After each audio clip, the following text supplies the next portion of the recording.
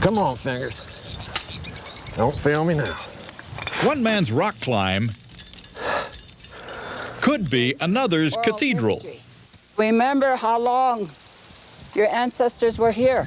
They were here centuries. 23 Native American tribes hold this place sacred. Like I've always told you, our church has no roof. Frankie! In recent years, their services have had to compete with noisy climbers. I wish that they would not climb while we're praying to that rock. Tom Cook and his family come with the Lakota Sioux to observe the tribe's high holy days.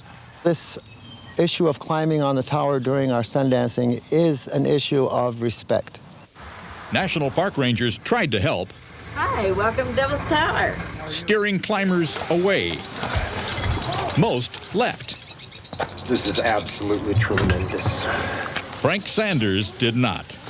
If it's going to be closed for a time for one set of people, well, then we should have a Frank Sanders week at the tower where it's closed to everybody else but Frank Sanders. And that becomes absurd. The Park Service did ban professional climbing guides during June. It has to be remembered that Devil's Tower is more than just a natural feature and more than just a recreational site as well. It's also a cultural resource. The Indians have been coming here 12,000 years.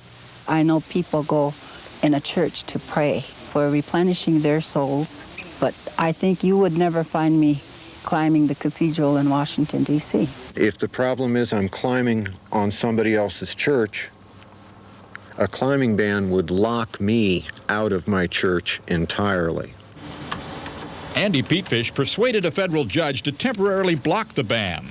It's not a church. Devil's Tower is not a church. You may remember Devil's Tower from a movie, Close Encounters of the Third Kind. It was the place where aliens first chose to meet the human race.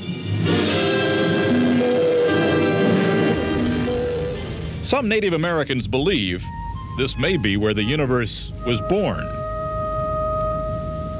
According to legend, a large bear made those cracks that are now so appealing to climbers. He was chasing children who scrambled up the side of the tower and leaped into the ceiling of the sky.